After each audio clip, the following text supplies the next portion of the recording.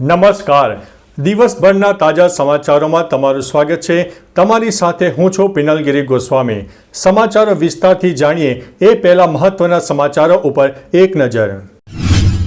નમસ્કાર મિત્રો સ્વાગત છે તમારું અમારી યુટ્યુબ ચેનલમાં. સૌથી મોટા સમાચાર સામે આવી રહ્યા છે અમદાવાદથી. અમદાવાદમાં ફિલ્મ મેકર ગુમ થયા છે. છેલ્લું લોકેશન ક્રેશ સાઇટ નજીક મળી આવ્યું છે. અમદાવાદમાં ગુરુવારે થયેલા પ્લેન ક્રેશ બાદથી નરોડા ફિલ્મ મેકર મહેશ કાલાવડિયા લાપતા છે. તેમના પરિવારજનોને આશંકા છે કે તેઓ જમીન પરના ભોગ બનનારાઓમાં સામેલ હોઈ શકે છે. તેમના મોબાઈલ ફોનની છેલ્લી લોકેશન ક્રેશ સાઇટથી માત્ર 700 મીટર દૂર હતી. પત્ની હેતલના જણાવ્યા અનુસાર પતિનો 1:14 આ છેલ્લો ફોન હતો અને તેઓ ઘરે આવી રહ્યા હતા, પરંતુ પછી ફોન બંધ થઈ ગયો હતો. મિત્રો, અન્ય મહત્વના સમાચારની વાત કરીએ તો પ્લેન ક્રેશમાં એન્જિન અને કોકપિટના ભાગને લેબમાં મોકલવામાં આવશે. અમદાવાદ દુર્ઘટનાગ્રસ્ત વિમાનના મુખ્ય એન્જિન, પાંખિયા અને કોકપિટ સહિતના મહત્વના ભાગોને હવે લેબમાં મોકલાશે. 1.17 લાખ કિલોગ્રામ કાટમાળ સુરક્ષિત કરાયો છે. AAIB સહિત 12થી વધુ એજન્સીઓ તપાસમાં કાર્યરત છે. નિષ્ણાતો એજન્સીની ખામી, પાંખિયાના કામકાજ બંધ થવા અને પાયલટના અંતિમ પ્રયાસો સહિત તમામ ટેકનિકલ પાસાઓની ઊંડાણપૂર્વક તપાસ કરશે. મિત્રો, અન્ય મહત્વના સમાચારની વાત કરીએ તો દિલ્હી આવતી એર ઇન્ડિયાની ફ્લાઇટમાં ટેકનિકલ ખામી આવી. એર ઇન્ડિયાના હાલ ખરાબ દિવસો ચાલી રહ્યા હોય તેવું જણાઈ રહ્યું છે, કેમ કે એર ઇન્ડિયાની વધુ એક ફ્લાઇટમાં ખામી આવી છે. હોંગકોંગથી દિલ્હી આવતી એર ઇન્ડિયાની ફ્લાઇટ AI315માં ઉડાન દરમિયાન ટેકનિકલ ખામી સર્જાઈ હતી. તેથી આ ફ્લાઇટને હોંગકોંગ પરત ફરવું પડ્યું હતું. બોઈંગ 7878 ડ્રીમલાઇનર દ્વારા સંચાલિત આ ફ્લાઇટ AI315 હતી, જે હોંગકોંગથી દિલ્હી માટે રવાના થઈ હતી. મિત્રો, અન્ય મહત્વના સમાચારની વાત કરીએ તો ગુજરાતમાં ગઈકાલે ચોમાસું બેસી ગયું. 2 દિવસથી ગુજરાતમાં વરસાદી માહોલ છે, ત્યારે ગુજરાતના કેટલાક ભાગોમાં ચોમાસાની એન્ટ્રી થઈ ગઈ છે. ખાસ કરીને સૌરાષ્ટ્રના દરિયાઈ પટ્ટી વિસ્તાર અને દક્ષિણ ગુજરાતમાં ચોમાસાએ ધીમે ધીમે એન્ટ્રી કરી લીધી છે.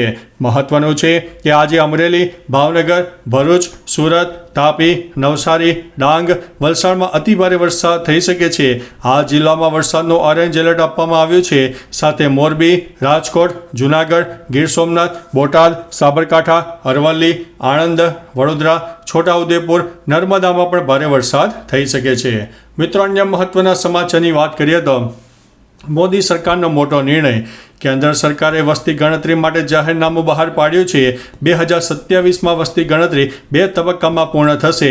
પહેલો તબક્કો 1 ઓક્ટોબર 2026થી શરૂ થશે. બીજો તબક્કો 1 માર્ચ 2027થી શરૂ થશે. વસ્તી ગણતરીની સાથે જાતિગત વસ્તી ગણતરી પણ હાથ ધરવામાં આવશે.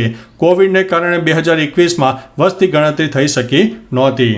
મિત્રો, અન્ય મહત્વના સમાચારની વાત કરીએ તો PM મોદીને સર્વોચ્ચ સન્માન મળ્યું છે.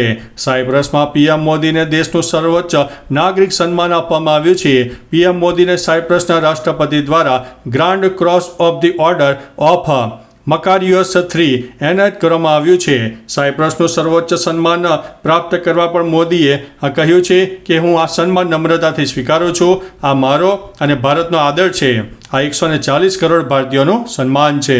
મિત્રો, અન્ય મહત્વના સમાચારની વાત કરીએ તો વરસાદને લઈને આ જિલ્લામાં ઓરેન્જ એલર્ટ જારી. ગુજરાતમાં વિવિધ વિસ્તારમાં વરસાદી માહોલ જામ્યો છે. આ દરમિયાન નવી આગાહી સામે આવી છે કે મોડી સાંજ સુધીમાં અનેક સ્થળે ભારે વરસાદ થઈ શકે છે.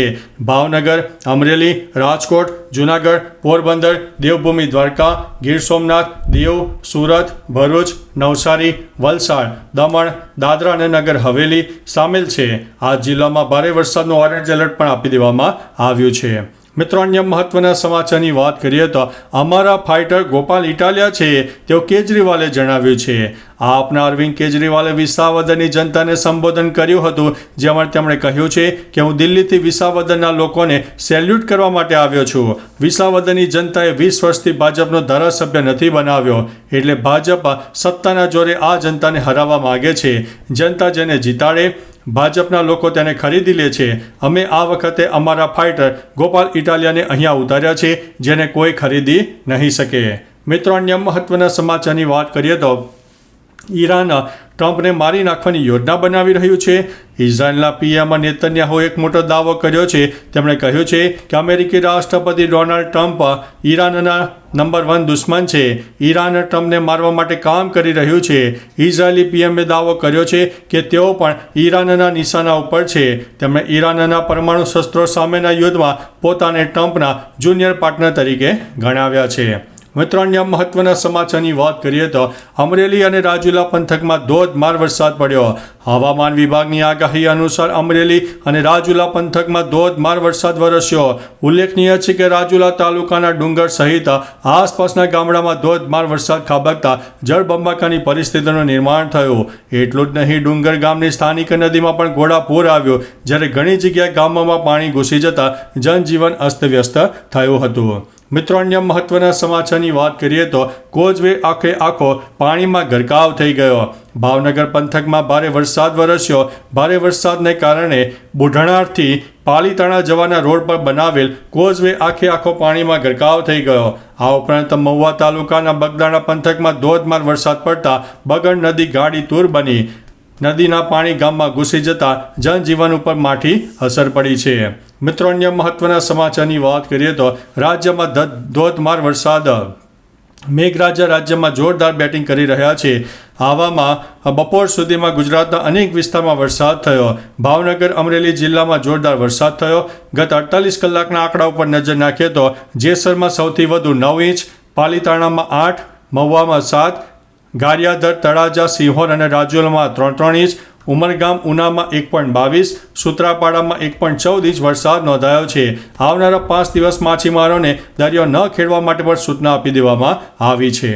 મિત્રો, અન્ય મહત્વના સમાચારની વાત કરીએ તો અમદાવાદ સહિત મધ્ય ગુજરાતના અનેક વિસ્તારમાં વરસાદ જોવા મળ્યો.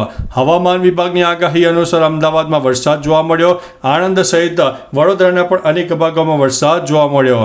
થોડા સમય પહેલા ભારે પવન છૂટ્યો હતો. હાલ ગાજવીજ સાથે વરસાદ વરસી રહ્યો છે.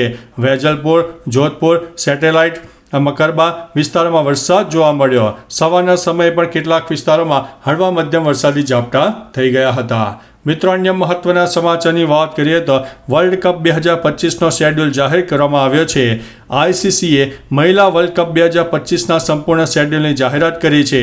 આ ટુર્નામેન્ટ 30 સપ્ટેમ્બરે યજમાન ભારત અને શ્રીલંકા વચ્ચેની મેચથી શરૂ થશે, જે બેંગ્લોરમાં રમાશે. ડિફેન્ડિંગ ચેમ્પિયન ઓસ્ટ્રેલિયા 1 ઓક્ટોબરે ઇન્દોરના હોલકર ક્રિકેટ સ્ટેડિયમમાં ન્યૂઝીલેન્ડ સામે પોતાનું અભિયાન શરૂ કરશે, જ્યારે બાંગ્લાદેશ એક દિવસ પછી કોલંબોમાં પાકિસ્તાનનો સામનો કરશે. ભારત અને પાકિસ્તાન 5 ઓક્ટોબરે એકબીજા સામે ટકરાશે. મિત્રો, અન્ય મહત્વના સમાચારની વાત કરીએ તો દીવમાં રાત્રિ જ ધોધમાર વરસાદ જોવા મળ્યો.